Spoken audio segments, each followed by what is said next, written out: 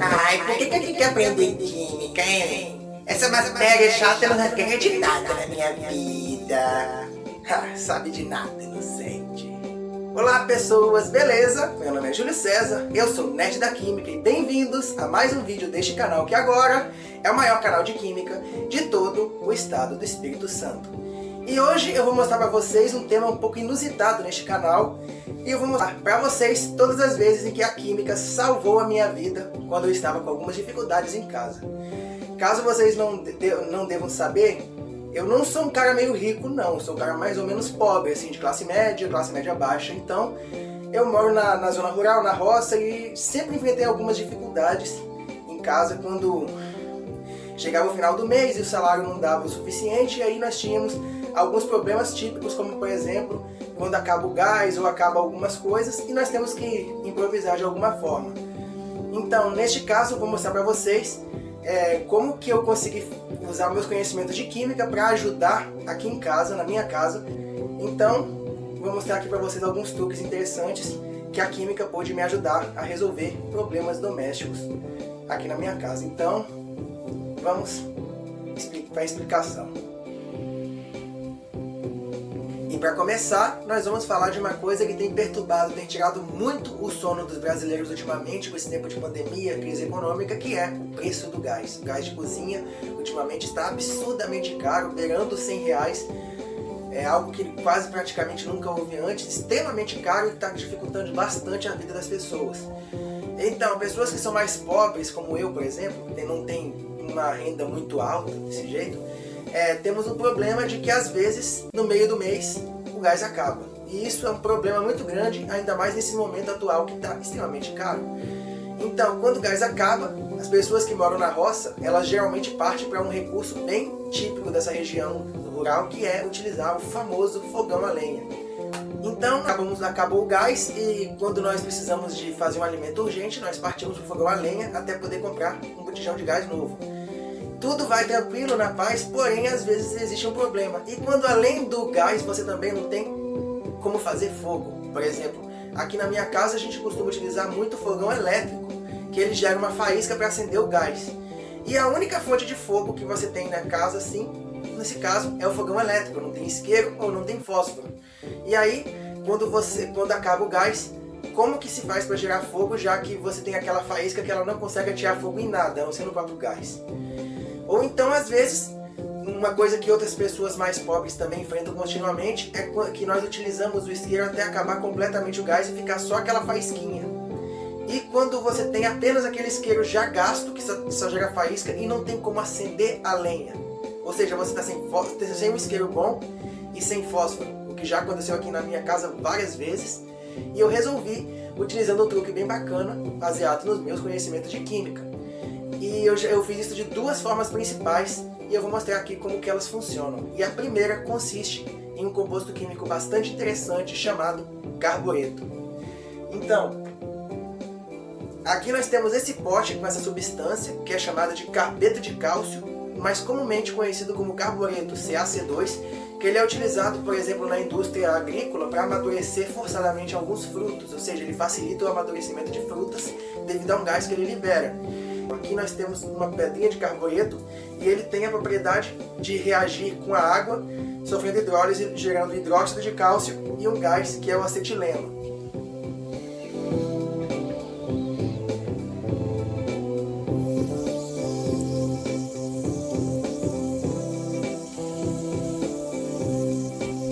Essa reação química acontece porque o carbureto ele é um composto bem peculiar, porque ele é um sal formado por uma base forte com um composto químico que tem uma propriedade ácida extremamente fraca, que no caso é o acetileno. O íon acetileto presente nesse composto, que ele é derivado do acetileno, ele é um íon derivado de um composto com propriedade ácida extremamente fraca, ou seja, ele é um ácido fraquíssimo. É um ácido mais fraco do que a própria água. Dessa forma, quando nós adicionamos ele na presença de água, ele sofre uma reação de hidrólise irreversível e completa, produzindo gás acetileno e hidróxido de cálcio. E esse gás acetileno, vocês já devem saber, porque ele é o gás usado em maçaricos, ele é um combustível, um composto químico altamente inflamável, chegando até a ser explosivo quando se mistura com ar em grande quantidade. E com isso é extremamente fácil atear fogo nesse gás. E uma coisa bem que eu já utilizei bastante para acender fogo na ausência de um isqueiro bom ou de um fósforo é simplesmente pegar uma pedra de carbureto, colocar algumas gotas de água sobre ela e aproximar o isqueiro ruim, que não gera fogo, gera só aquela faísquinha, e riscar ele, aí aquela fagulha que ele libera consegue atear fogo no gás. Então você pode aproximar um pedaço de papel e acender uma tocha e usar essa tocha para acender o fogão a lenha.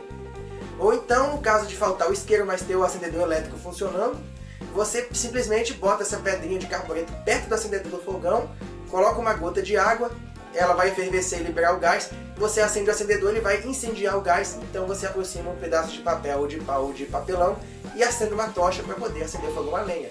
Então, várias vezes que na hora do almoço acabou o gás e nós não tínhamos nenhum aparelho para acender a lenha, eu salvei a pátria utilizando o nosso querido carbureto.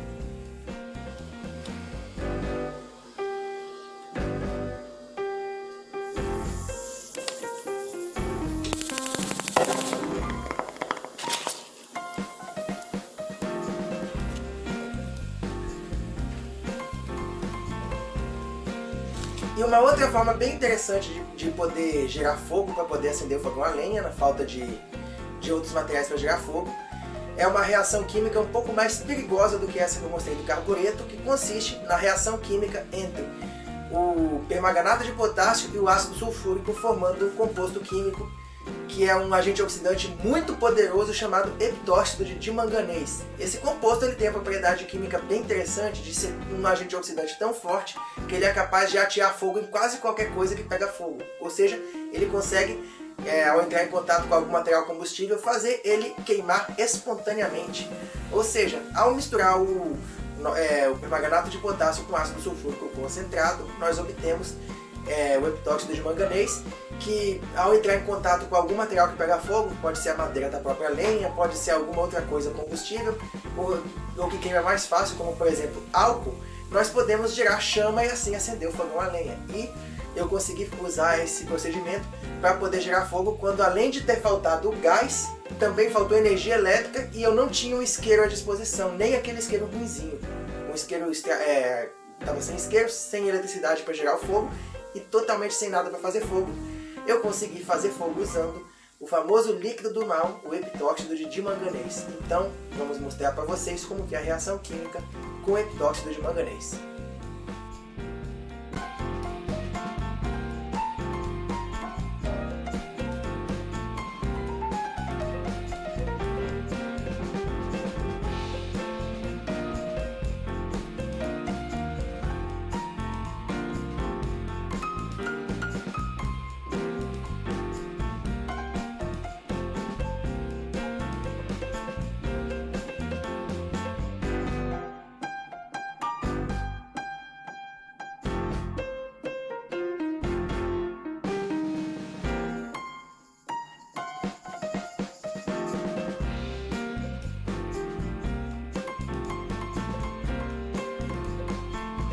E agora, outro problema também muito enfrentado por pessoas que usam fogão a lenha para cozinhar alimentos é quando a lenha está úmida. Quando, por exemplo, o dia está chuvoso, nós temos dificuldade para acender o fogo do fogão a lenha.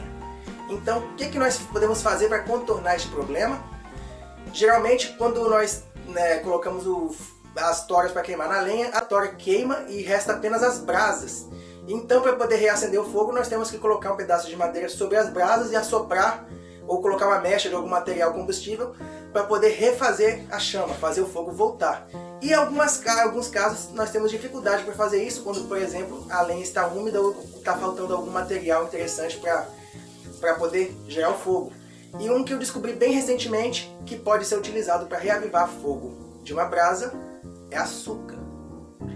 Ou seja, por exemplo, muitas pessoas usam álcool, mas só que é perigoso porque o álcool pode pegar fogo na pessoa, que é bastante perigoso tentar acender um fogo com álcool, ou com óleo de cozinha que demora para pegar fogo e gera muita fumaça, que às vezes pode irritar os olhos da pessoa por causa da caroleína presente na decomposição da gordura. E um combustível sólido relativamente fácil e seguro é simplesmente o açúcar. Você pega um pouco de açúcar, dá uma pequena triturada nele para ele deixar ele mais fino, desde que esse açúcar esteja bem sequinho, e coloca ele sobre as brasas que o fogo ressurge, como nós podemos ver neste pequeno vídeo que eu vou mostrar para vocês.